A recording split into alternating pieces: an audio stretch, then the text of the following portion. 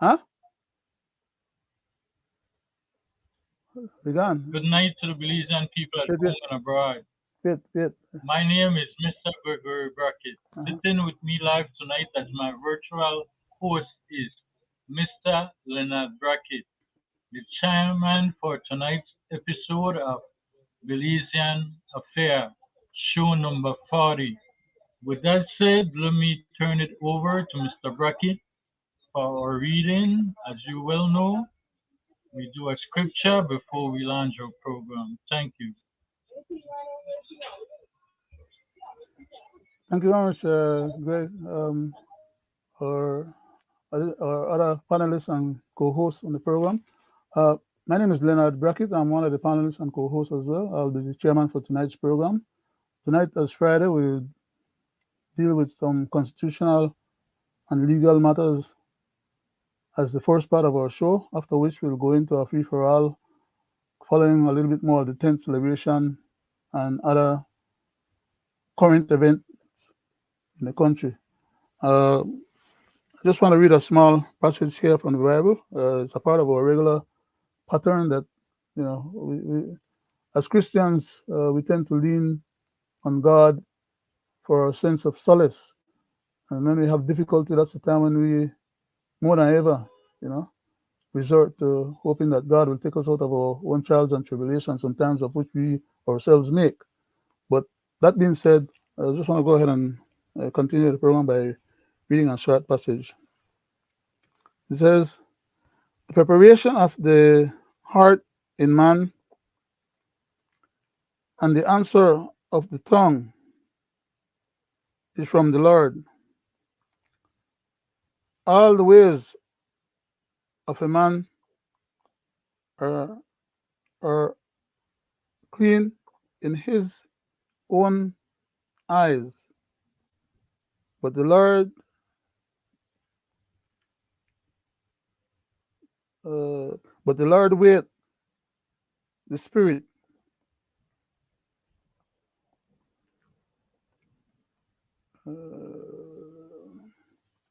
Commit thy works unto the Lord, and thy thoughts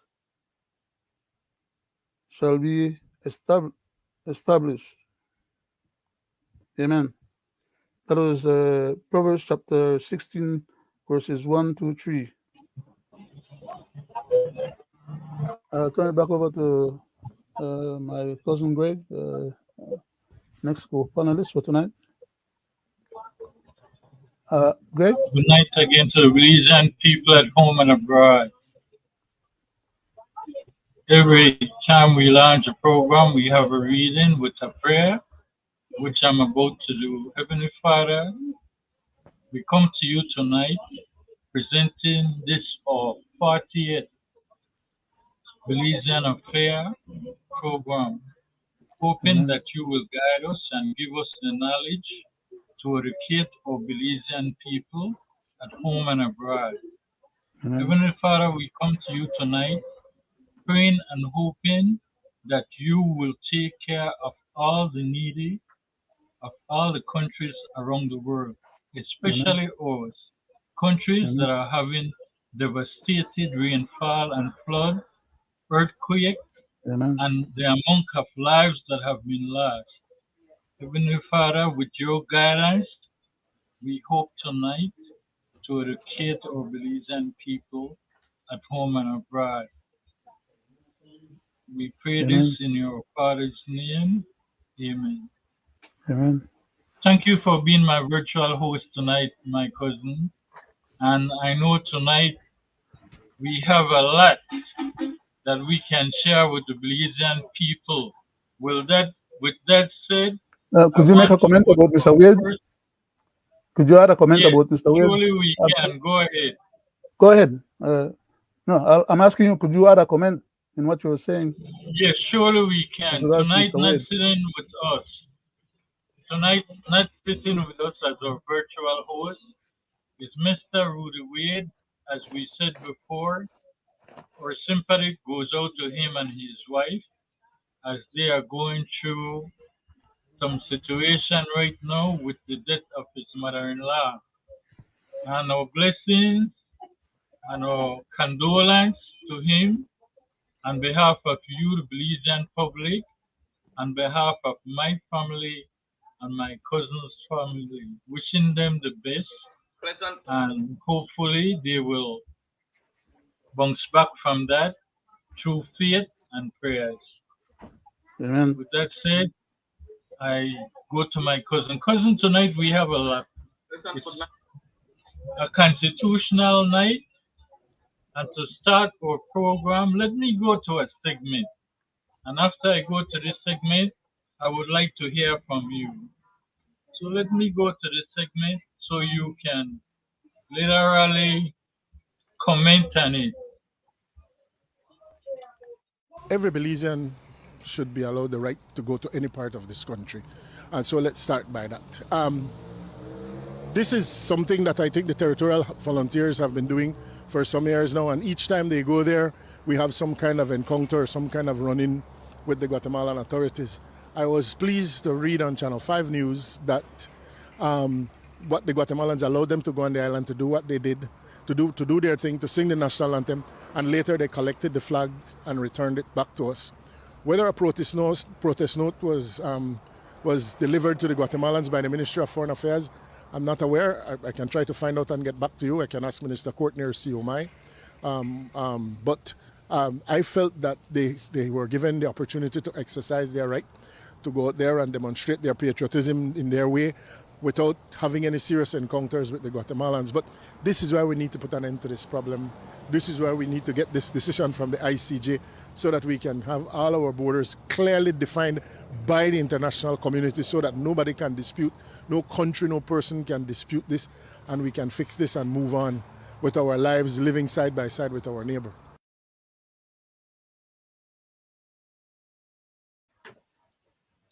Can I proceed, Glenn? Greg? Great. Thank you very much for the hearing of that snippet of our news. As far as I'm concerned, as regards to that particular commentary, that is one of the biggest con job that's been done recently. First and foremost, the Belizean people did not get a chance to go there unhindered or unbothered by the Guatemalans. They were harassing them. They were telling them all kind of stupidness, telling them to get out of their off their territory because that area belongs to them. And they didn't wait and retrieve no flags later on, as when Mr. Mann said. He's either lying, or he's uninformed or misinformed. Because we all saw on the TV that the Guatemalans, they came right up and snatched the flags them as the people they put them into the water. They didn't wait till no later on and pick up no flag and gave it back to them. They took the flags, and there's one other flag still unaccounted for as of right now. So, and then the gentleman is going to talk about that's the reason why we have to resolve our issues at the International Court in order for our boundaries to be established. What kind of idiotic statement is that? Have you not been to Belize primary school or secondary school as an official spokesperson on behalf of the government, which is not a position that he's hired for in the first place, but he jumped and opened up his mouth and want to have something to say to try and defend the indefensible? And yet he's talking craziness like he don't got no sense and don't know what he's supposed to say, or like people here where they say, no know any better. Why would he put himself in such a situation to make such asinine statement when in fact he is supposed to be capable of better? He lived in Belize long enough, he grew up in Belize and be around Belize and supposed to understand and know enough about Belizean politics. Stop being an apologist on behalf of the Guatemalan traitors them where they harass free people. And they talk about he was happy to see that nothing happened to them. He stipulated in the beginning of his statement the correct thing, which was to say that yes, Belizeans have the right constitutionally to go to any part of the country that they choose to. So why didn't he follow up with that and concluded on that as the context of his statements? He have to try to apologize for their wrongdoing, which is he rely on their behalf because, like I said, either see the tape himself, either nobody never tell him the truth, or he just deliberately want to say what come out of him mouth, and we must accept what come out of him mouth when we have the evidence on the tape to show that the Guatemalans took the flags from the people and right in front of their face, right there and then, as they were there trying to go through in a protest. Guatemalans don't have no right to come out for we part of the land and harass we people, and then for we politicians they have to try and make apologies for them and talk craziness about as if they don't know that we have a Bongjulian. You see, the PUP and the UDP, they're all in on this game about selling us out lock, stock, and barrel, working on behalf of foreign interests to marginalize us and to get us to see our country from the Webster proposal days until now. The whole agenda is to dispossess Belize and Belizeans of the country of Belize and to facilitate the Guatemalans them have control over it. The little piece of Sarsoon Island that we haggle about right now, they have no interest in taking the matter to the United Nations or to any of the Caribbean people. When they go and have meeting with the people and they tell the people that we have such a good relationship with the Guatemalans them, and then they pretend like that we the aggressive Guatemalans them. So we need to stop doing what we do and try to make peace with the neighbor so we could live. So long as we are in Belize, we will have no peace with Guatemala. What part of that they don't understand or wish to understand? But enough of that for right now. We'll probably come back to that. I need to get into the meat of the program for tonight. And oh man, I lost the stuff. Just bear with me on a second. I need to find the stuff.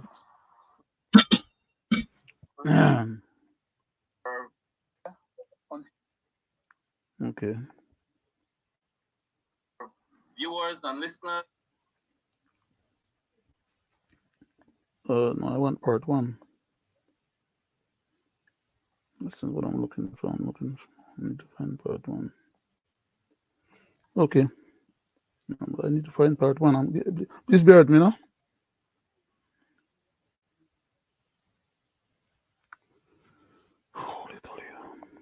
Yeah, here it is. Okay. Sorry about that. I had it queued up and then because I went into the commentary about the part of the news, the stuff disappeared off the screen and I couldn't retrieve it. But for tonight, Constitutional Hour, I'd like to read something that I wrote a commentary regarding some constitutional issues. Because this issue about Belizeans abroad not having the right to deal with anything that has to do with Belize is just another one of the hijinks effort to divide and conquer the Belizean people, dividing us, those who are abroad, from those who are at home, and to try and categorize us as being any different than each other. Once you're a Belizean, regardless of what part of the world you're there. Unless they're trying to stipulate that only the people who come from other countries and come to Belize and they grant citizenship to are better Belizean than even the Belizeans sitting at home that are not getting any jobs, while the other people are being facilitated to get them papers so that they could work and get the jobs. But I'm straying from my point. Let me refocus, please. The Rights to Opinions and Ideas is the title of the commentary. This commentary was based on, let me read it. The following comments and text were made between Mr. Leonard Brackett and Dr. Egbert Greenwich and Rondine Reynolds as part of a thread on Dr. Egbert Greenwich's Facebook post about Belize abroad criticisms of Belize. This is part one. There's a part two to this commentary as well. But for right now, in the beginning of the show, I just want to deal with part one. And like I said earlier, I titled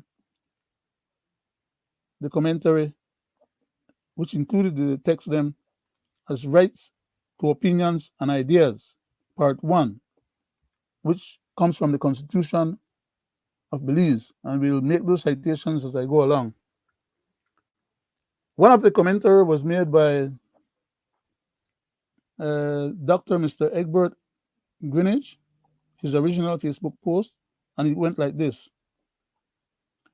A lot of people get upset because Belizeans in America critique their home country, as in shut up.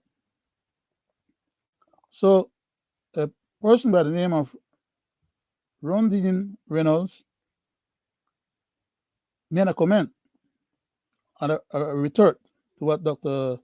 Greenwich had said. And this person said, the question is, are you,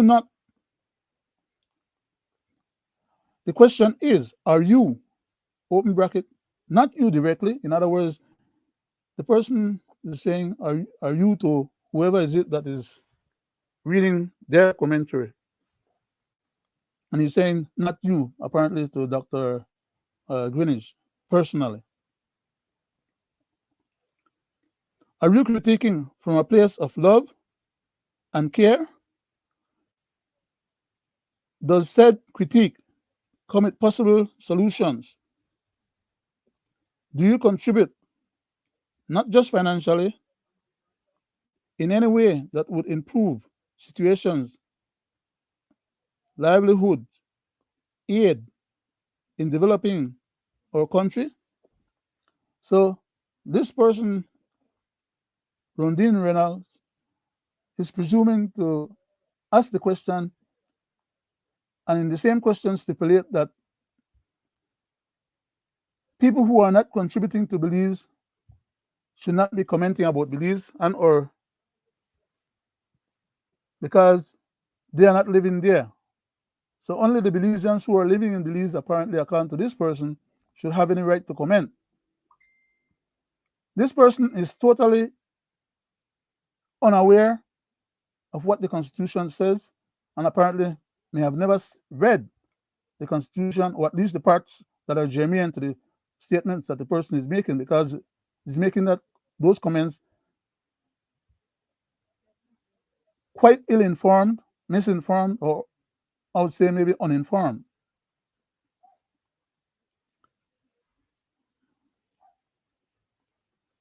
I, Leonard Brackett, decided to add a commentary or a comment to the others that were being made, and I said, in reply to the young lady or to the person, Rondine Reynolds, yes, we do, and a lot more. In other words, I was replying to the question that they asked. We who are commenting about Belize and criticizing what's going on in Belize are not only just sending money and providing help, as the person was asking whether or not we are doing anything to try and help the country. My reply is that yes, we are doing what that person was asking or stipulating that we need to be doing in order for us to be able to account to that person having any justification to make a comment. If you're not account to that person, if you're not contributing to help advance the country, then you should have no say. That person does not understand that the Constitution does not charge you for speaking or for exercising your right of speech or for having anything to say about your own country. Once you're born there,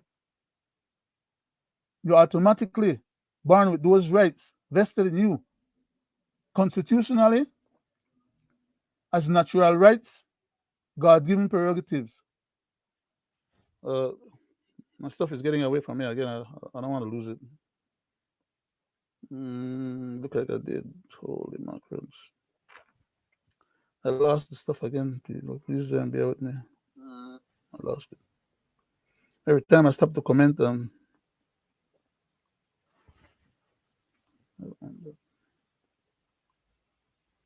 yeah. Oh, but that's too. I don't want to. I'm sorry, I'm messing up, man. My extra elaboration and commentary is getting me into trouble because oh, here it is. Okay, so hello. Sorry, I'll go to my part of the commentary where I said yes, we do, and a lot more.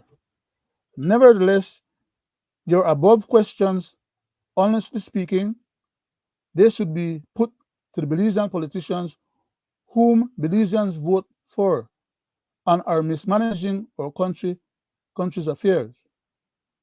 As Belizeans at home have our country patrimony Belize in its present state or condition.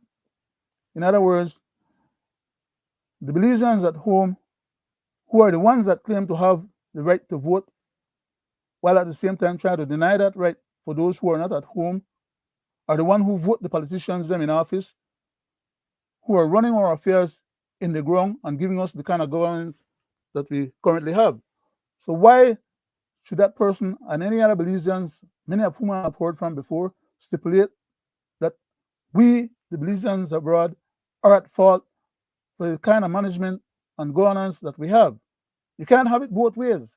You can't deny we the right for us to participate and help elect the people them who won't give us proper governance, while you elect the people them where they give only $10, $15, $20 or $50 or $100 when election day come. And then you tell me that we shouldn't open our mouth and talk about what they go on back there because we shouldn't have any concerns. We're not the one living the life back there. So you can't have it both ways. We either have a right exercised and accepted and validated, or we don't have a right and we keep the blame to ourselves. That was my perspective in terms of what I was addressing here. I went on to say as well, whilst Belizeans abroad are busting their backs to send support for our families and friends and some strangers and some charities and merchants and political parties and government, but we must shut up and sit down without being able to exercise our rights or requesting or expecting any accountability by anyone. In other words, we cannot be blamed for what's going on, and then at the same time, when we want to open our mouth and have something to say about what's going on, because we think we contribute enough, as the person was fiercely asking. In other words, if we know they contribute, we shouldn't have any say. That's not what the Constitution says. And that's not what we expect. Everyone is entitled to rationalize and hold or express their own ideas and opinions, which may not necessarily be correct or factual. The fact that you hold or have an opinion or idea or propagate an opinion or an idea that is not factual or correct doesn't mean that you're not entitled to do so. Even the government is forbidden from dispossessing you of that right or tampering with that right. However, it is a God-given endowed prerogative and a natural human right, as well as a constitutionally imbued right. Belize Constitution, Chapter 4, Part 2, Section 12, Subsection 1, etc., that we are entitled to freely exercise. So I hope that the person had read that and understood what the Constitution says as compared to what they would like for it to say or how they would like for it to be. It's not how they want it to be, it's what the Constitution says. So therefore, I quoted the Constitution. The person, Mr. Dr. Greenwich, went on to reply to my comments by saying, Leonard Brackett, I don't have time to waste on politicians. They're all of the same ilk. Their private lives mirror their public lives. I prefer to speak to those that will vote them out.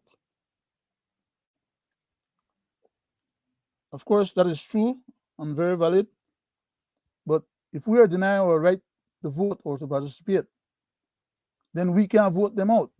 Only those who are there, who are actually voting now, and whom I stipulated earlier, are at fault for voting in the ones who got the government and the country in the state that it is.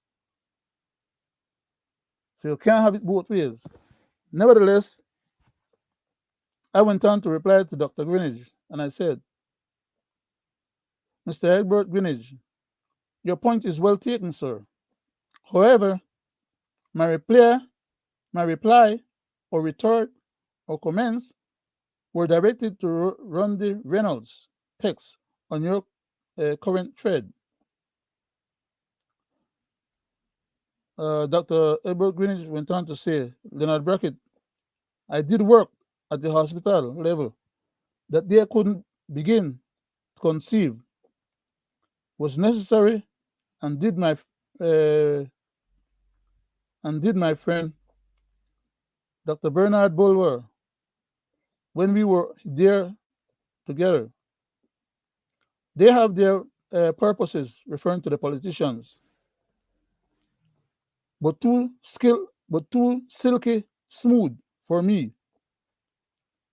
I'm a technocrat and I get the job done. Minimal talking. That was part of what Dr. Greenidge had posted, in addition to a little bit more here. He says, look, I don't espouse violence, so read me right. The revolution of getting this birth country righted will and must come from the people, not the politicians. I went on to reply again. Item number 7. Dr. Edward Greenidge, my dear esteemed learned patriot, venerable brother, and vanguard of Belize and USA, and a humanitarian extraordinaire.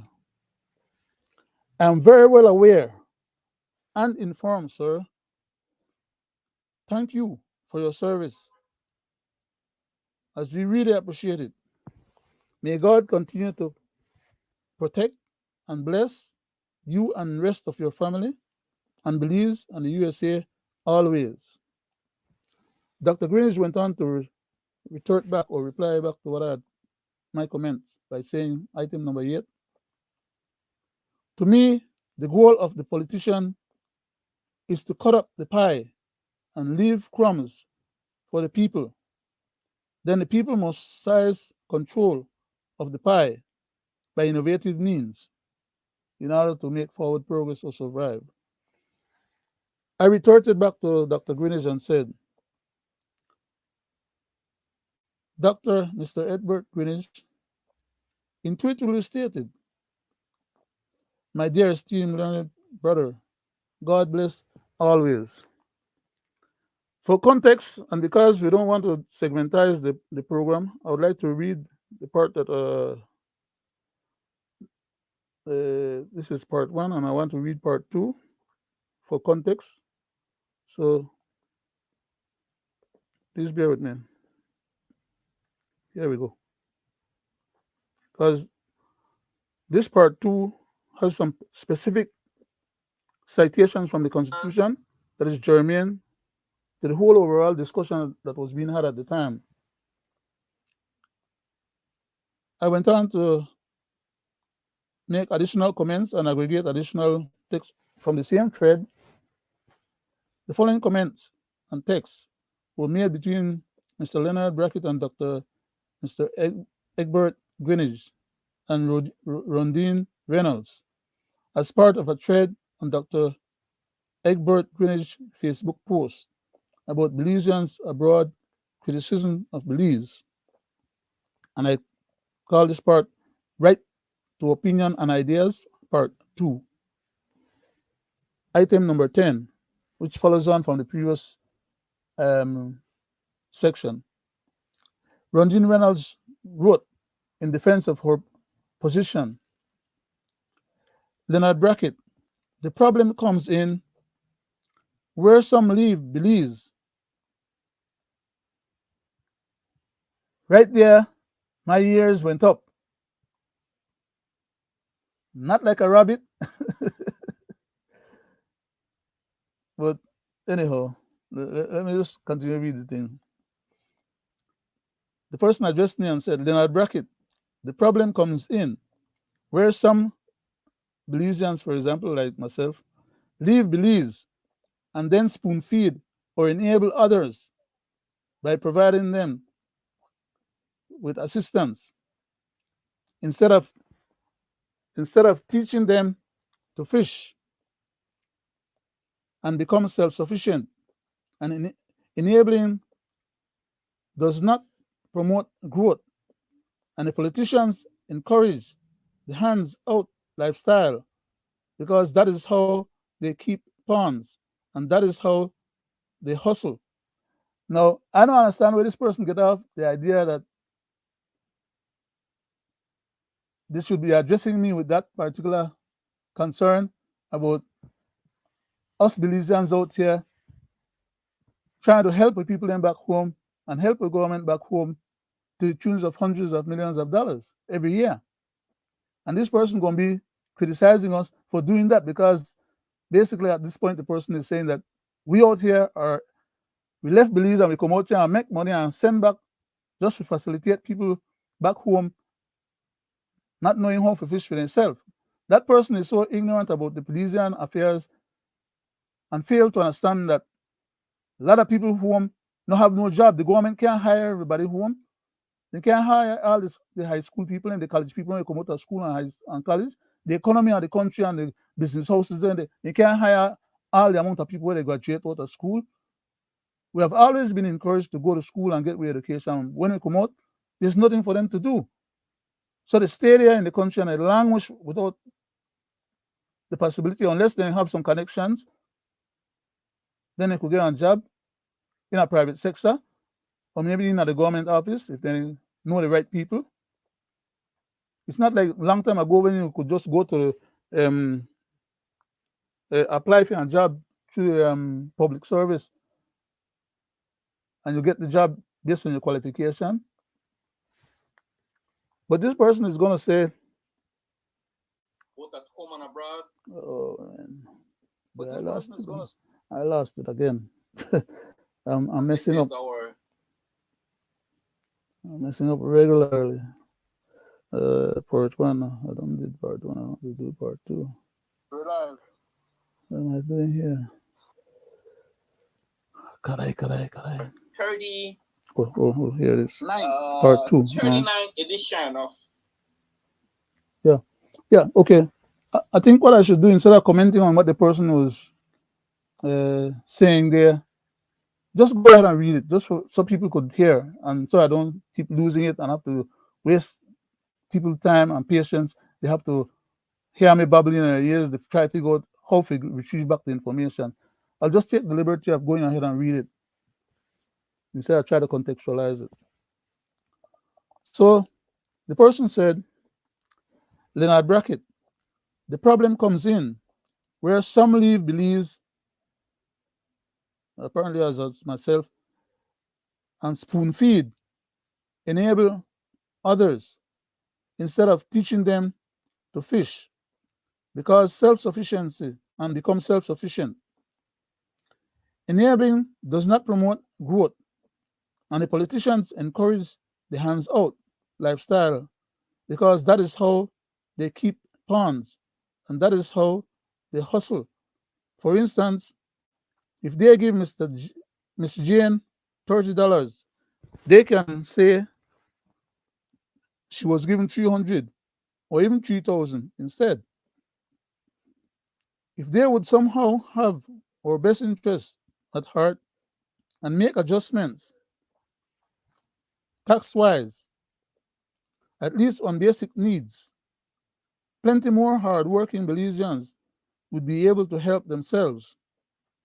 I have heard of a lot of Belizeans receiving help from those in the US.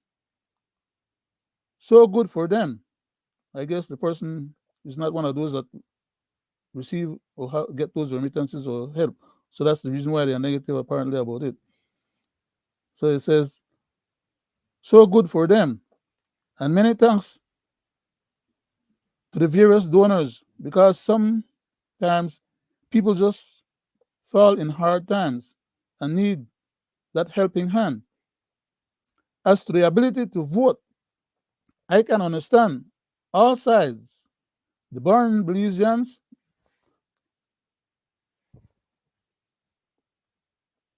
living abroad believe believe that because they contribute, they have rights.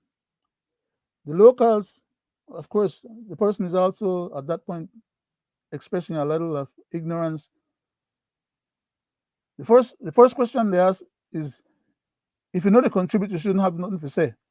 Then now they turn around and want to have it both ways and say that, well, we contribute, but we live abroad, so we lose the rights. That's not what the Constitution says, but the person is apparently aware of that. Or maybe could care less. They just would like for it to be the way they are saying it. That is that if you're not at home and you don't live home, or you're there abroad, or you reside abroad or whatever, tough luck. Just send the money and shut up. Because you know to live where they go on, I believe. We just send the money, so we want to have something to say about how the money they get spent and they get used, and people they get chance that is grocery store when they go buy it, they can't stretch the money, and then they holler for more help because they need more help. And now we have to provide the more help when the grocery people then the chance there, when the politicians then the chance there. So for we only participation is providing the help. And shut up.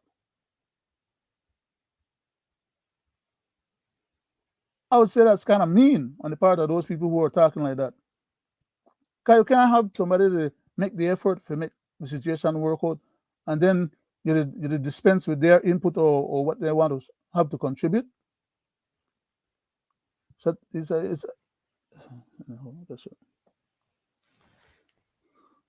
Belizeans living abroad believe that because they contribute, they have rights. No, those rights are because we were born in Belize. The locals who remain and try to keep this sinking ship afloat in the name of love of country and people fear their input, because who is to trust? They might just be on the side of the politicians, because maybe that's how they made it out. Well, the person is actually going berserk. No, they're going out of their mind.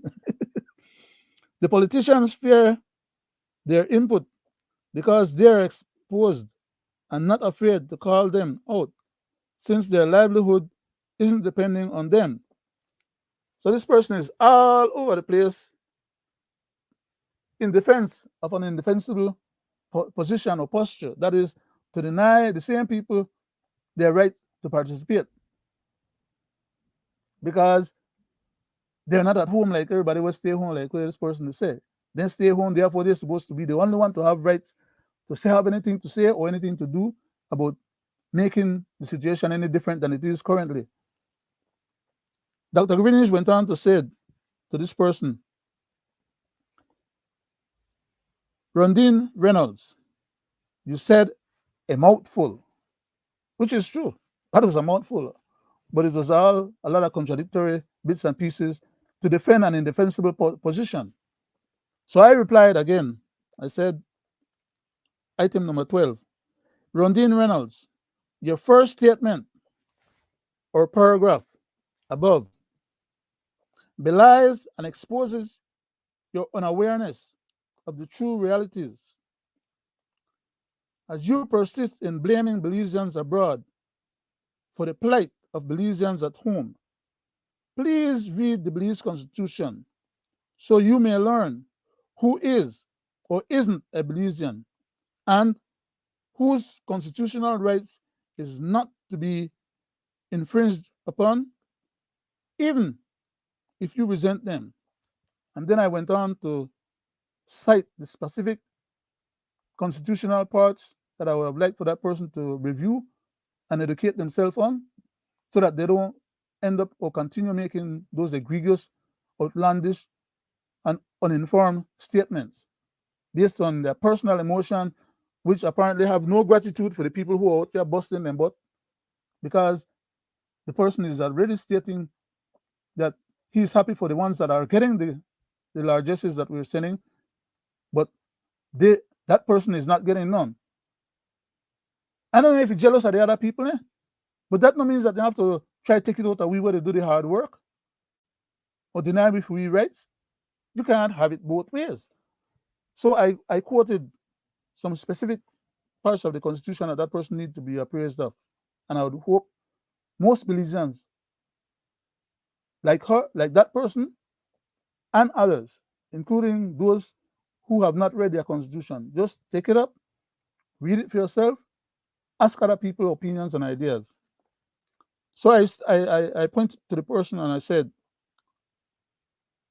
Belize Constitution, Cap 4, Part 3, Sections 23, Subsection 1, and Subsection 2, and Paragraph A and B of Subsection 2, as well as Subsection 3, and Subsection 5, Subsection 6, and also Section 24, and Paragraph A and B, and Section 25 of the Belize Constitution, and 26, Section 1, and Paragraph A and B, and Section 2, Subsection 2, and Subsection 3, as well as Section 27, etc. God bless always, was my last statement to that person at that point. The person retorted and replied by the name Rondine Reynolds. Leonard Brackett, only am I not blaming.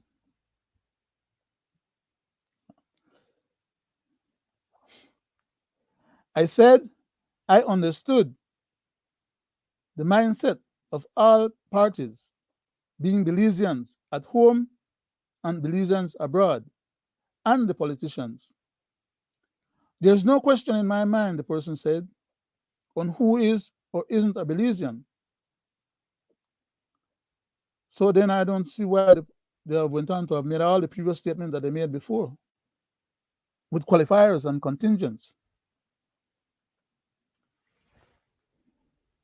However, what one is or isn't allowed to do based on his residential status varies and is adjusted via bylaws, amendments, and acts by the powers that be.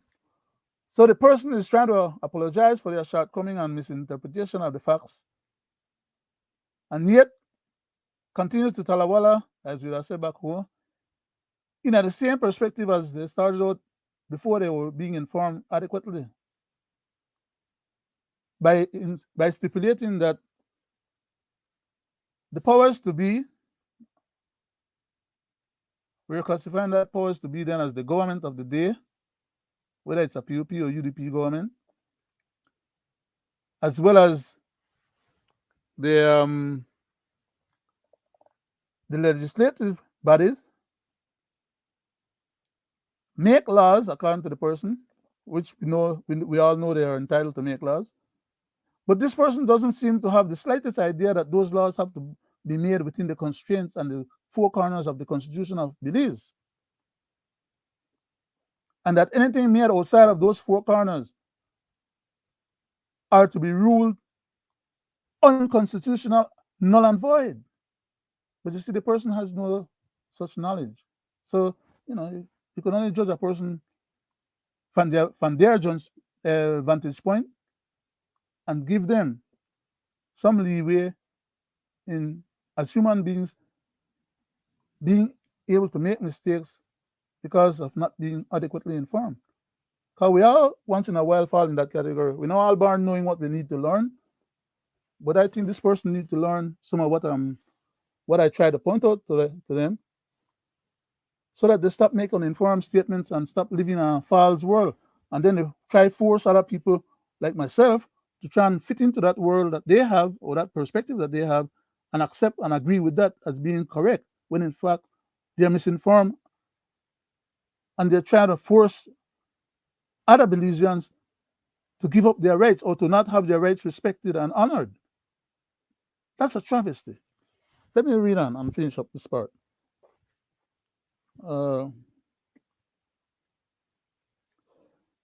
Just a second, please. But at the least, okay, no, I jumped too far. By Charles. Okay. So, however, the person went on. I read that part already, but I'm just reading it to get back the context. However, what one is or isn't, that is, that if you're a Belizean or not a Belizean, allowed to do based on his residential status, the person is still beating this issue of whether you're a resident in Belize or not, makes the difference as to whether or not you're a Belizean. Your residential status varies and is adjusted via or by means of bylaws, amendments, and acts. And the person is failing to understand that any bylaws or amendment or act that derogates a Belizean's rights is unconstitutional. What part of that person is not grasping or is willing to accept because of their predisposed perspective or idea? Can't fault me for that. Read as much as possible and then they're going to know that they're wrong. I could tell them a million times they're wrong. That means that they acknowledge what I'm saying or accept what I'm saying as being so. They don't still believe that they have a right to their opinion, and we all do, and that their opinion should trump the Constitution. And I disagree with that.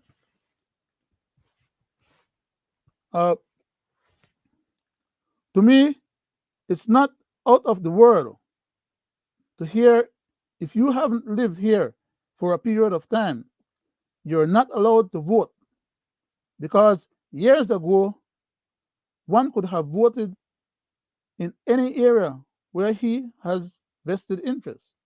But all the last elections, Belizeans residing in country who live in one area but owns a business in another area could not participate in the election activities in both areas without receiving backlash. Now, I don't know why the person is going into all of this to try and explain that to me, because all of that doesn't justify. They are trying to deprive me and any other Belizean of their constitutional right, unless they change the Constitution and then make the Constitution don't say what it says currently.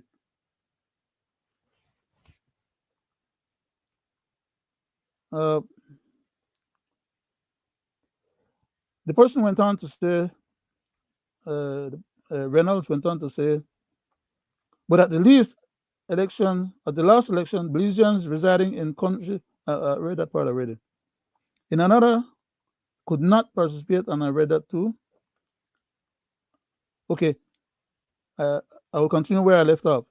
If we change divisions within a city or town after a cutoff date prior to an election, we cannot vote in said new area, etc. Just as those in America can't send their children. Now the person is conflating again and trying to justify the unjustifiable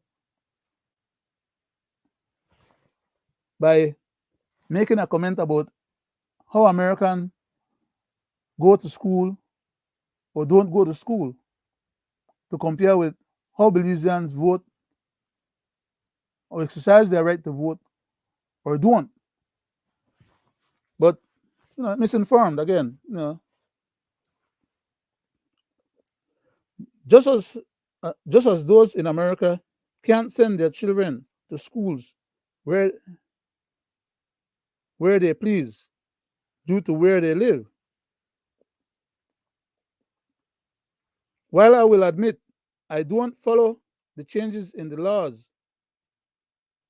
as adamantly as I should, for now it is what it is.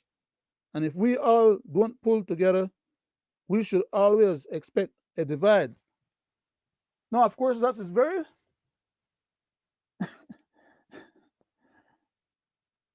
the person is arguing about how to divide us, justifiably so. To justify the unjustifiable or indefensible, and keep Belizeans abroad from being able to participate in the elections of Belize, which the Constitution says that we are entitled to, except for the finagling of some parts of the Representation of the People's Act that some of the politicians did, and they were trying to correct with Amendment number 7, but both parties have failed to follow through and correct their past bogus efforts or mistakes or unconstitutional conduct. This person is now saying that they haven't followed through or learned enough about the laws of the country or the constitution of the country. And so they are acknowledging that they're not adequately informed, but yet trying to argue a constitutional point for which they're uninformed, ill-informed, and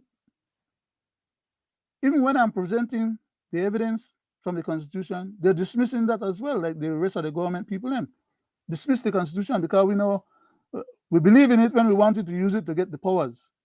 But after we have the powers, no, we don't want to deal with it or bother with it. Sideline that. So now I point out to the individual here constitutionally, with all the citations, then where the individual is having some errors of ways, and then the person is acknowledging, okay, well, they're not on top of the Constitution or the laws as much as they should.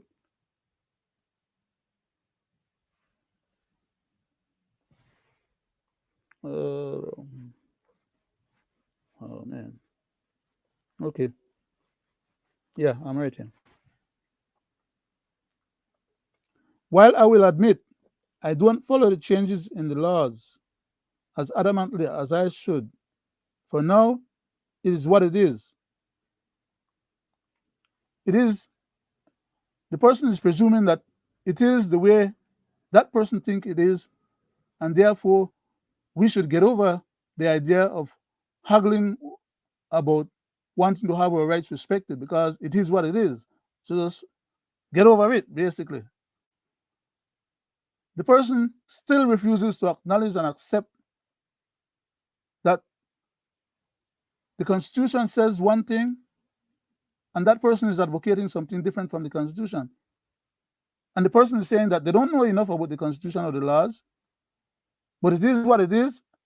And so all rights, by virtue of not being in the country, and that person being in the country, presumably, that person and anybody else in the country should have their rights respected and not us, to have us. As a matter of fact, in the last referendum, a lot of people in Belize, right, was not respected either. So once you go down that rabbit hole about denying some Belizeans their right, we shouldn't have been surprised that other Belizeans' right got denied as well.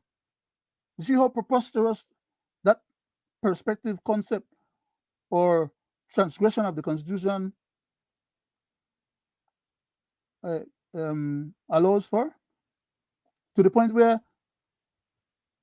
people who were at home who wanted to vote in the referendum were not allowed to vote by virtue of different technicalities. And the time came and the vote went, and they can't get back that chance to go back and vote after the fact now that they were denied that right. So people in Belize need to wake up, stop sleepwalking, and pay attention and learn what they need to learn, because we're not born knowing what we need to learn, and look out for rights. I should be finished right now. Give me 1 minute, 1 minute, 60 seconds. I'll try to read it fast so I could live with that 60 seconds. So Leonard Brackett went on to say to the person, Rondine Reynolds, the Belize Constitution is the supreme law of Belize.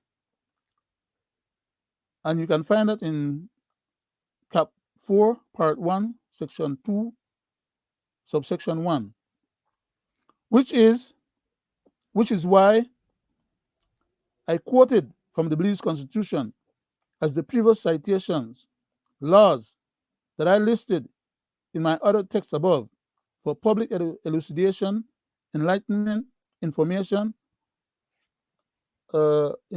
purpose.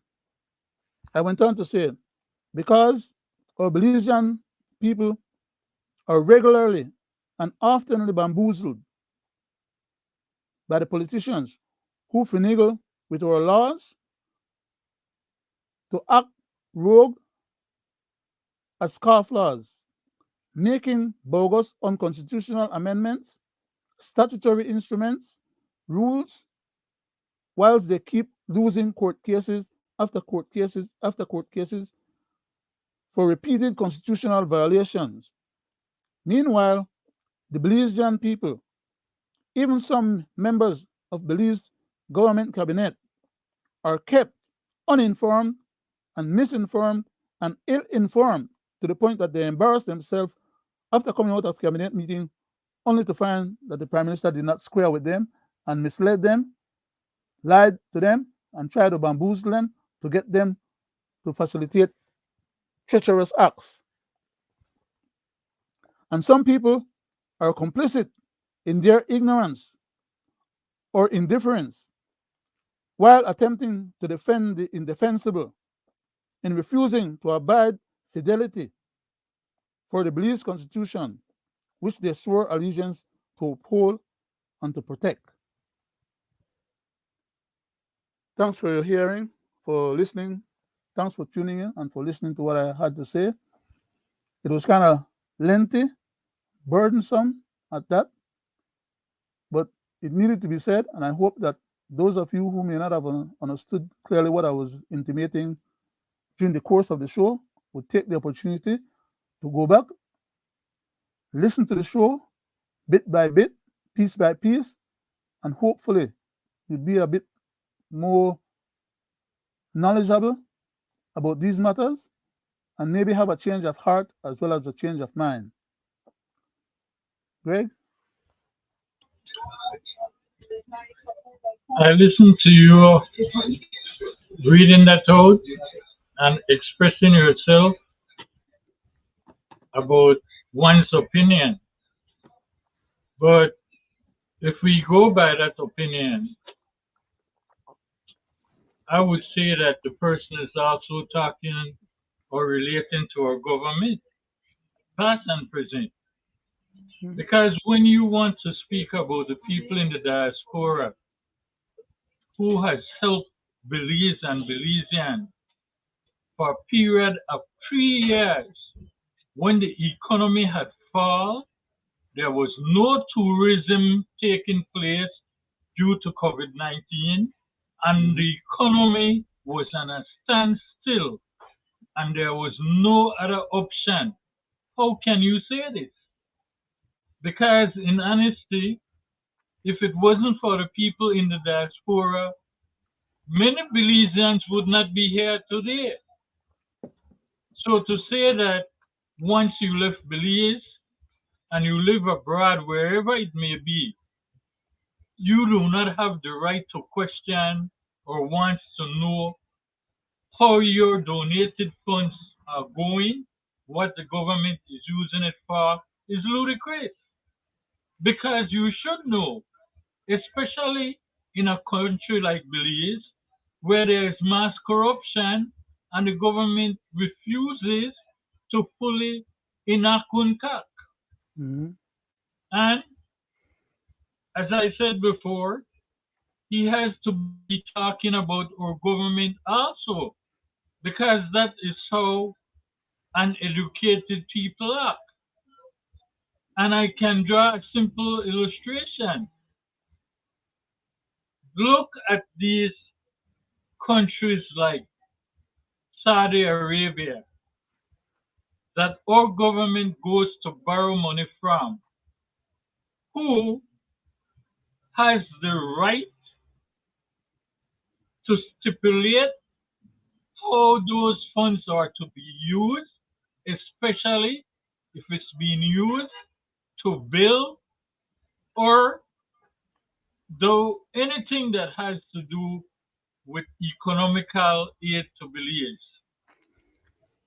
They want to see how their every penny is spent. In fact, the government of Belize even have to go as far as to have them come over and take part in what is happening. And that is a foreign entity. So if a foreign entity wants to know how their money is being spent, even after you get it as a loan, Mm-hmm. it's ludicrous to say that your Belizean people who was born in Belize and migrated, that has kept this country afloat during the COVID period, don't have the right to stipulate or ask questions is crazy. And I Divide can and tell that divide and that conquer. person is not educated enough to know what he's talking about. Because I can go on with many other things. You know, let's go to our government. I said before that Belize independence was based on ideology without ideas. And we are living it today because past and present government has always believed in abundance. The abundance have gone in our resources when it comes to citrus, to Mm-hmm. mahogany, to chicle, to banana. I can go on because our present government and past government has also reaped our country and have not planted back the things that were in abundance. Mm-hmm. And this is the price to pay. Now they are using what we call abundance in tourism because that is the only thing they have to fall back on. I listened to them just recently in the news. The IMF And is in Belize, and I'm listening to them speaking about the BPO. Now they are going to the BPO, specifying about the 8,000 workers the BPO has in Harriman. Why can't this person ask the government, past and present, where are the long-term jobs that they have created that would have stopped educated Belizeans who went to school, went to college, went abroad and studied and came home and can't find a job? Where are the jobs that the government should have in place for these people? Because this is why the people migrated. They don't have jobs. You can listen to our Minister of Education. You can listen to the government speaking about crime and the cause of crime, stipulating that these things happen because we have kids in the street not going to school. And they preach about education, continuous education, free education. But what is the light at the end of the tunnel when your parents or your sponsors that sponsor you help you to get that education, send you abroad, and expect that when you graduate and come back, mm-hmm. you will be hired? Where are these jobs? So to be talking about that, I think something is awfully wrong with them because first of all, you must hold your government accountable for not using its resources. I listened to them speak about wanted to change Belize to a republic and doing constitution reform. I listened about them, about taking the Queen's head off the money, not replacing it with the head of state, which is Charles. I listened to them speaking about our money will not lose its value. It's all phony baloney. You go to any country in the world, they have something to back their currency, which is either gold or their resources. What does Belize have to back its dollar? Nothing. There's no gold because all the gold is being dig out of the Sarastune area and dig out of the borderline by the Guatemaltecans, and our government is doing nothing about it. Mhm. They are even cutting down the trees in that area and messing up the habitat for some of our endangered species. They're not The just cutting it government is down, great. They're not just only cutting it down; they're burning down big parts of the Chicky Bull. not right. And you know, the government is not even catering to our local farmers. Because if you ask the question, what local farmers association do we have? I would like somebody to tell me, anybody, one answer for that. Because you hear government talk about the shipping of cattle. Who is the main source of cattle shipping to Mexico? The Mennonites. Local Belizean farmers have to sell their cattle to the Mennonites, who in Mhm. return ship the cattle out and makes all the money, while the local farmers is underpaid. And when you go to the market, the price of beef is sky high. Likewise, in our vegetables department, they are looking now to ship vegetable out. You know what that will do? The cost, a simple Here's the lettuce, price again. $7. Oranges selling for $6 a pound in the market area. So I would hope that whoever that individual is, step back and really think carefully about what they are saying. Because if you can have foreign entity who loan money to our government and wants to look at it, see exactly where the money is going, even send individuals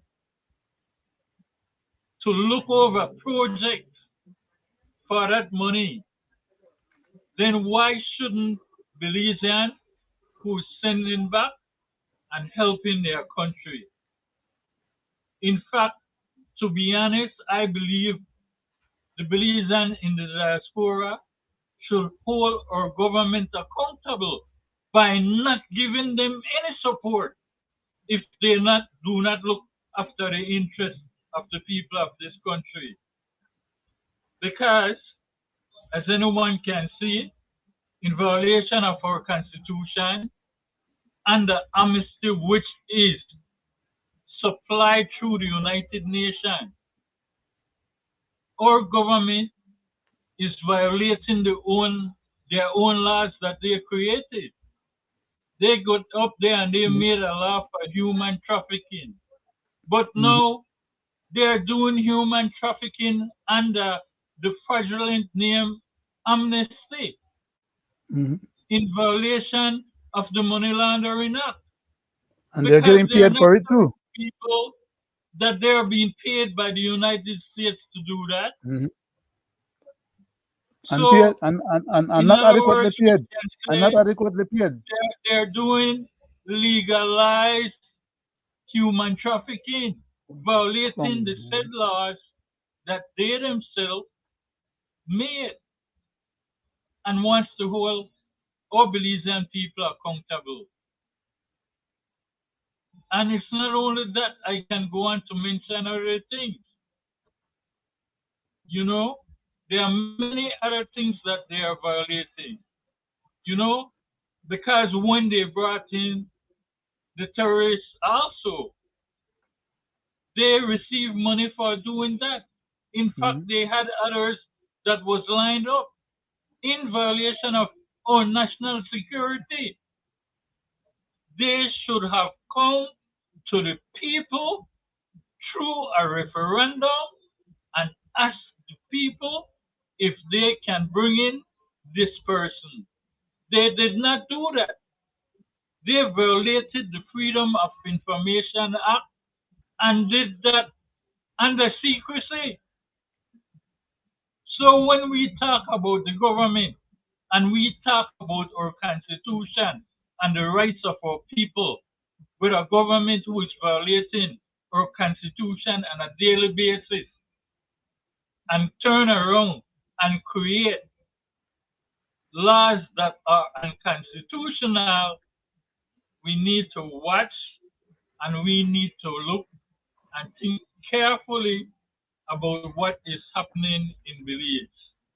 You know, because I can put it like this. We have past and present government who is working like the enemy within to suit a country who is trying to take us over. The past government violated our constitution when he went and amended the constitution to suit Guatemala and then have a referendum lowering the percentage from 2/3 majority to just a mere majority, meaning the 10 individuals went to vote. And then block out a lot of people Because from of being able that to get the vote. And block out a lot of people from being able to participate because they knew that they were on the list as being. As a matter of fact, there's one person making a comment right there to that right now, the one that I have up. Let me read it if you give me a chance, Greg. A Facebook user, and I'm tempted to believe that this might be Mr. Wade, said here, talking truth, denial of one's right.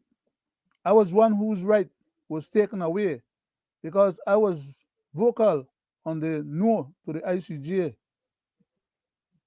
Truth. So this one person is backing up exactly what you just stipulated there. But And we then know that it is truth because let me say this. At the first start of our show, we showed a video clip and we heard what a so-called ambassador said. The Guatemalans allow the BTV individual to go and did what they wanted to do. Imagine. That's a lie. He is stipulating that they allow them. How can Guatemala allow Belizeans the right to go and protest, the right to put a flag and land that belongs to Belizeans? And he is stipulating that in violation of the Constitution, which give you the right to freely travel north, south, east, and west. So when I heard the Minister of Education jumping on the back of the BNTU in Benquevejo because they did not want to have the children rally today on the 15th because that is Guatemala Independence Day, I have to look at him and really laugh because he's using it to claim political mischief. And he's stipulating that no one is afraid of the Guatemalans. Now, if he's saying that public to the Belizean people, why don't he go sit down and have a talk with Mr. Courtney, who is our foreign minister, and ask him why he is not doing the job that he promised to carry out in 100 days when they went to the Sarastone? They're all a bunch of traitors. It's simple. It is simple. They should have been able to do that, you know, because what I find is our government is in denial. We have a government who is unable to deal with external policies when it comes to this country. External policies like the Guatemalan crisis and the ICJ. Internal policies when it comes to the right of the people and creating a constitutional law that violates the people's rights. And I will point them out. The non-profit organization bill, the civil assets and unexplained wealth bill, in violation of the Constitution, which says you are innocent and proven guilty under the civil assets and unexplained wealth. They can freeze your assets, including your house, And you if have to they prove come you're around innocent. wanting to know how you obtain it, Bunch and of you have to go scoundrels. prove you're innocent. Bunch of scoundrels. Likewise, the non-profit bill. You have people who donate and does not want their identity revealed. They're stipulating that non-profit organization will have to say who some of their donors are, Or who they some can of take him their over. donors is, you know, and it's really ludicrous. So let me turn it over to you so you can specify something on that for a second. Just before I go to that, I want to read another comment from one of our Facebook patrons. A Facebook user said, "Thanks, guys, for the warmth, words of sympathy. And again, thanks for what we do for our people and nation. We speak truth to the nation. God bless always." It says a Facebook user, so I'm not too sure as to the name of the person. It doesn't show up on my system here. Thank you very much to that person and the other person that we had read the other comment on uh, for tuning in and listening to what we're having to say and be patient with us. Going back to all the items that you listed, Greg, those items that you listed are just a few of the couple dozen items that could be spoken of, for which the present government, some of their ministers should be in jail for. But they won't put their own ministers in jail. They won't prosecute their own ministers. But if you and I were to be doing some of the things that these hyenas, vultures, and jackals are doing, we'd have been in jail before we even get tried, because they'd have pulled us in, hold us in remand, and then we go through the process of maybe getting bail, and if not, staying in jail until the court hearing comes. But these guys know what deck they're playing with. They're playing with a deck of cards that they took out all the aces, and they're shuffling and dealing as if they're playing a genuine card game, and everybody stands the same equal chance of winning or losing, when in fact they have the deck stacked in their favor. And it's all about taking our governance powers and suborning it to their own personal interests. It's not about using our governance power for proper or good governance. They speak the word good in front of the other word governance. And when the other party is in power, they criticize them because they claim that they're not providing good governance. But as soon as they get into office, the word good governance is not even spoken, much less reacted to with any kind of effort. to bring about good governance. How dare the Prime Minister to have done what he did to the members of Cabinet, as I alluded to earlier in my reading, to go and get a top-notch lawyer, legal recommendation or advice to the tune of hundreds of thousands of dollars cost, and then not appraise the Cabinet about that, but turn around and take those documents and give it to another Caribbean lawyer, so that that lawyer could then, as the Prime Minister says, understand what was being requested of him, because the previous one didn't understand what was requested of him. They just asked him to give a legal opinion, which is what he did. But the second lawyer, they didn't ask for a legal opinion. They took the legal opinion they got from the first lawyer and gave it to the second lawyer, and asked the second lawyer to figure out how to give them an opinion that conflated their agenda.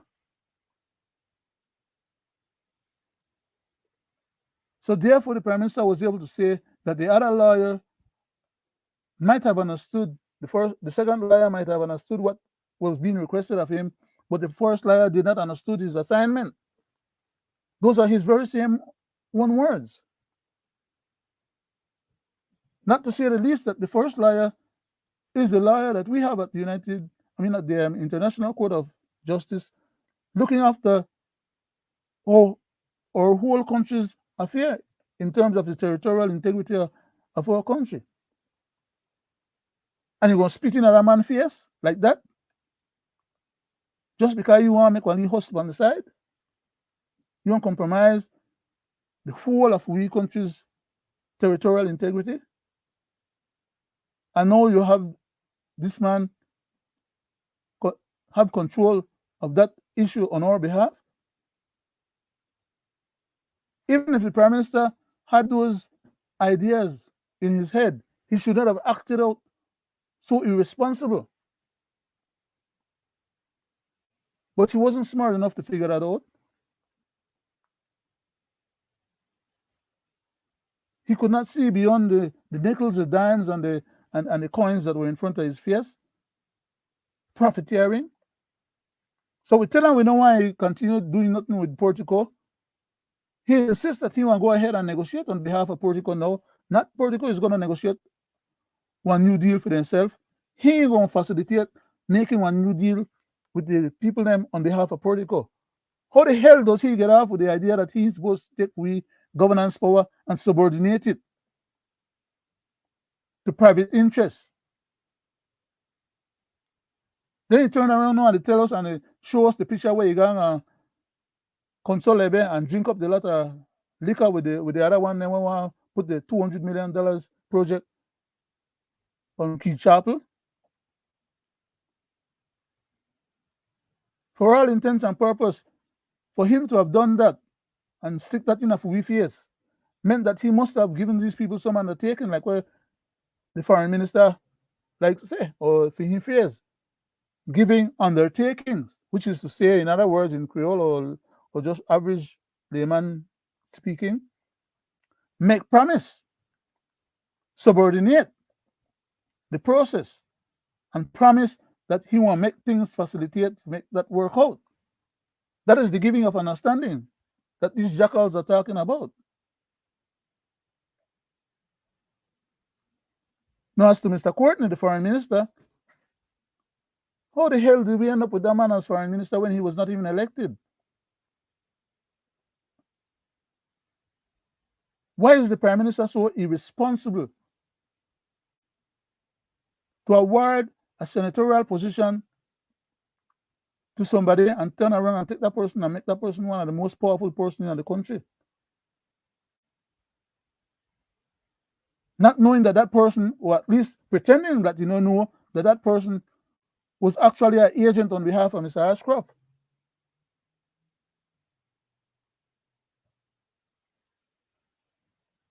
Our Belizean people are totally oblivious about a lot of craziness that's going on behind the scenes, okay? But they don't want to be told what's happening, or they don't want to hear about what's happening. They don't want to be bothered.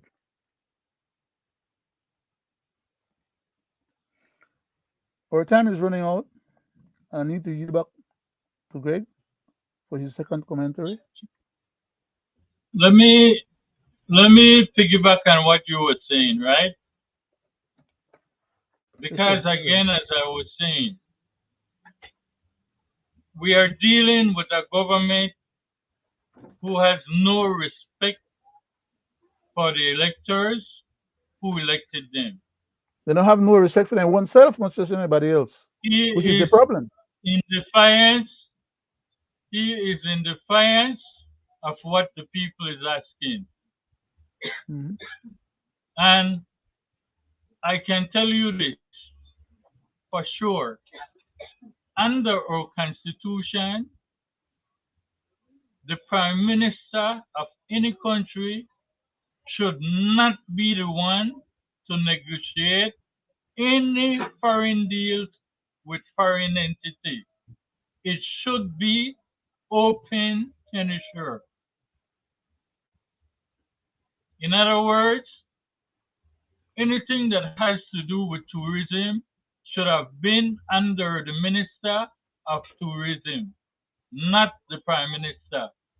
And as you can see, what happened with Port Magic, he turned around and he went and he's doing another deal along with these people that wants to build a $200 million hotel at the Key. And I know for sure that the people who should look over any such agreement under the Freedom of Information Act will not get a chance to see what is happening. And this is Mhm. what we are speaking about. If you're not going to use open tenure, that will allow when you get those contracts and deals, Belizeans to be employed instead of bringing in these foreign employees and foreign workers, as we see happening in the Keys. Workers come from Mexico and are swarming the Keys doing these mega buildings while our native Belizeans have no job. Then those deals should be null and void because you're not doing them in the name of the people.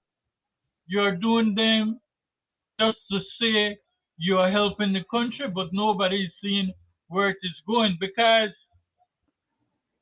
it is a proven fact.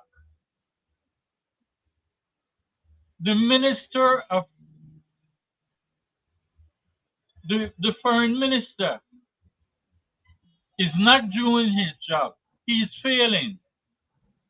We have major problems still existing in the immigration department, Mhm. and you can tell when they move ministers about from one position to the next.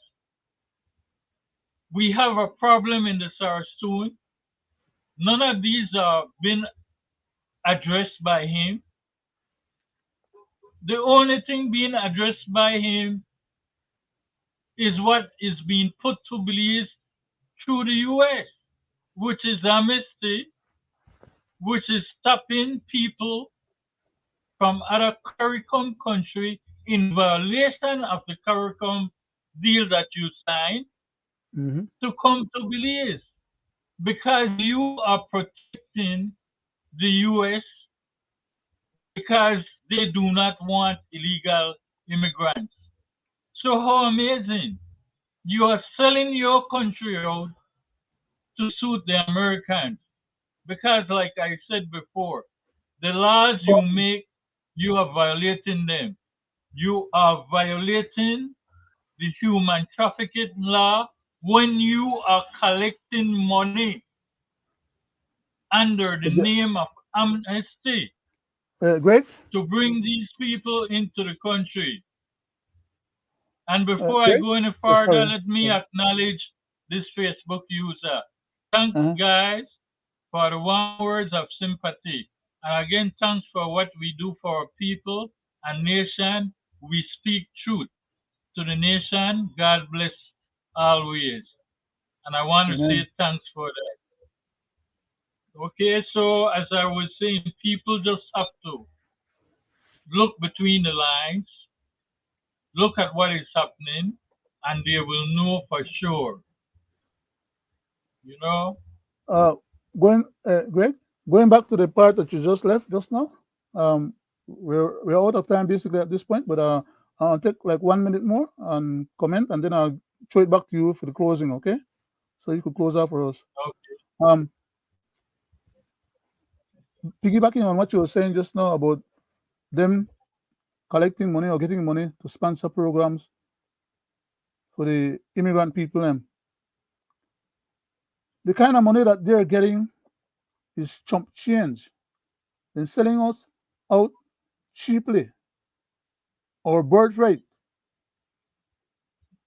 the ability for all people to be able to get jobs and become marginalized based on the present circumstance or situation for a few pennies. The less than $1 million, which was what, $600,000 that they receive, is small change. $600,000 for them to suborn the whole country's governance against our own constitutional dictates and against our own Guatemalan crisis, that we have to accommodate in the country as many Guatemalans as have come into the country and are still coming in, because they come in by the droves, by the day. They're not talking about, they're using the guise of migrants that are coming down from South America to try and get to the US borderline as a means of trying to stop some of them from going all the way up to the US so that they could hang out and end up to get citizenship and whatever else not in Belize. So for $600,000, how many tens of thousands of people are going to end up on our government, in our government coffers?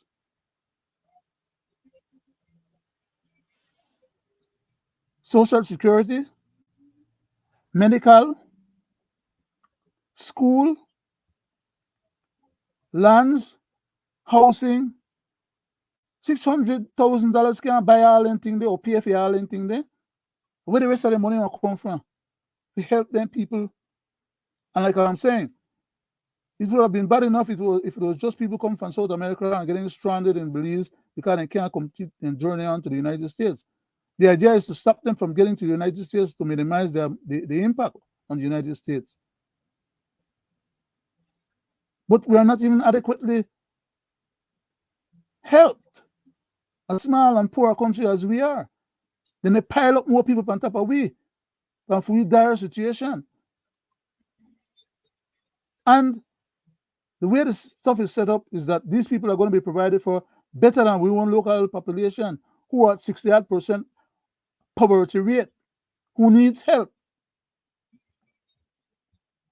Was any money put into the coffers to facilitate or help any of we poor people them there in Belize?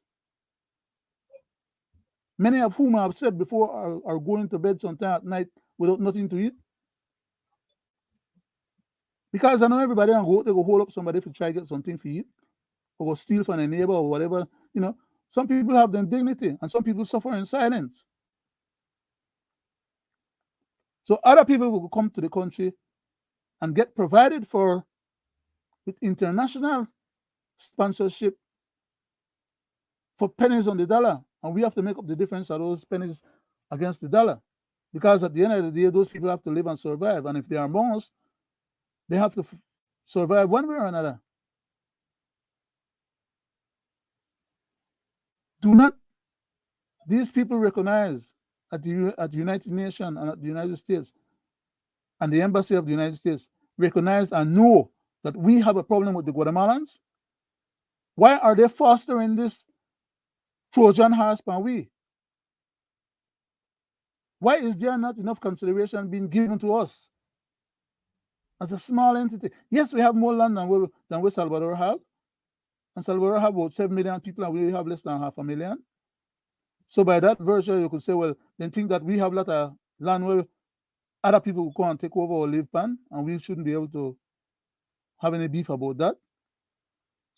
And then they try to pretend that, well, by telling us that we look so good to the rest of the world, by facilitating the demise of our own people, while enhancing the possible survival and success of other people.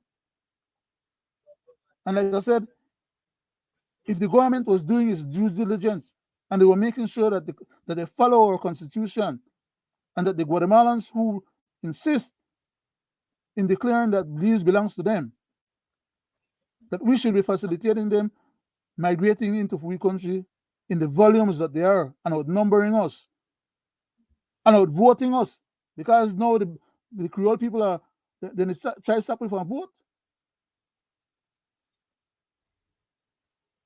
They deny free rights, and they turn those rights over to other people. Man, I don't know. Well, you know the answer to what we are saying, right? Let me finish by saying this, right? And this is for my closing. Yes, sir. Now I know for sure, and this is my belief, that is the reason why the Belizean passport went up to $200, to stop the flow of Belizeans from traveling to the United States. And I will tell you why I believe this, because of what the Prime Minister said. So the Siders don't need a passport, and the Caneros don't need a passport, which is ludicrous, because there's only two forms of identification in Belize: a passport and a social security card. Those But are the only two don't the Prime forms. Minister have a But passport? not only that, let me believe that. You know why I'm saying this? Because if they are getting funds from the US to support amnesty, that funds should have went into the immigration system, and the cost of passport and printing did not have to fall on the people. They could have simply put that money towards it.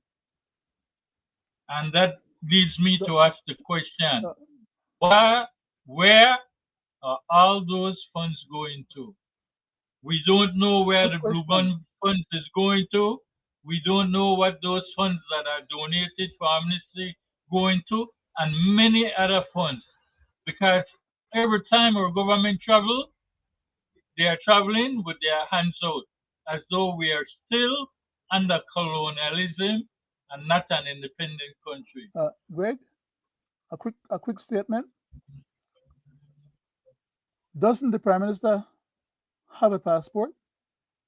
Why is he intimating that other Belizeans don't need a passport?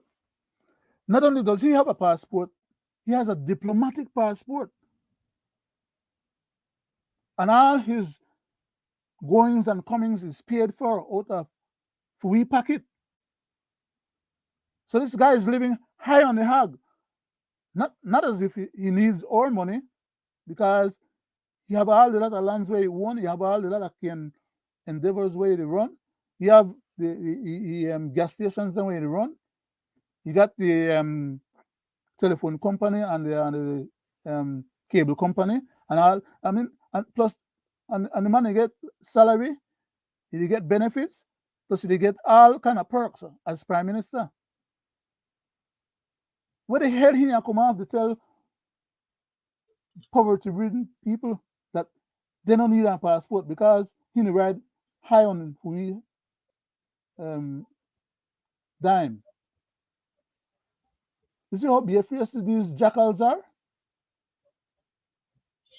You know, and I once said this, right? They are creating laws that will come back to hurt them. Because, if I may, what if we, the Belizean people, should ask right now, under the civil assets and an explain wealth, we would like an investigation into how the BTL lost that bid and it ended up with Smart. Greg, we're at 1:40 Yes, now, which is like 10, 11 minutes over our time. So I think we have to leave the rest for Monday, no? Right now, if you right. don't mind. Well, Just close out for me then, right? let me, Please. right. Good night again to the Belizean people at home and abroad. Thank you for tuning in to our 40th edition of Belizean Affair. And hopefully tonight, even though our sympathy goes out to our co-host, who usually sits with us virtually, Mr. Wade, we would like to say we hope we have had a discussion where you can learn something or get educated about what is happening in the country of Belize. With that said, I will turn it Great. to my Great. cousin to do a closing. Thank you very much, sir. As the chairman for tonight's program, I just want to say that I'm flabbergasted, excited, happy about us having reached this 40th 40 milestone in our programs, and to be able to say that while the government have resources both economically as well as personnel wise, and while they are intending to want to make changes to our constitution and or make a new one, if they were genuinely interested in doing the right thing, they would have been doing exactly what we are doing and a lot more. Because on our Friday night programs, for every Friday night since we've been on this particular platform, we have done more constitutional and legal advice and education to our people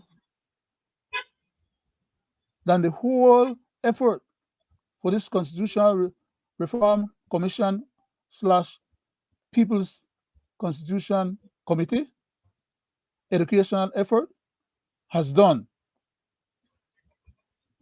They have never taken a part of the constitution and taught the people that part, and then go ahead and take another part and taught them that other part, and continue the exercise for all the time that they have left, so that by the time they finish teaching people the constitution and different parts of it, people would be a bit more knowledgeable, aware, and having the ability to make an informed stipulation as to what they want in their constitution, whether to change or not to change, to add or to take away. They have the ability to be able to do what we are doing and a lot more. Why aren't they doing it? And I'll answer the question myself. Because it's not their intent to have people know and be able to make an informed conclusion. They want to keep bamboozling people and keep putting us in a corner and force us to make a decision based on what they're telling us and not what we need to learn and know about. But again, we are far beyond our time for tonight, and the next constitutional evening not going to be until next week, Friday. So in the meantime, we'll just deal with other issues until we try and get back to next Friday. Thank you very much for tuning in to tonight's program and for being with us up to this point of the 40th milestone. Thank you very much, and God bless Belize and Belizeans at home and abroad.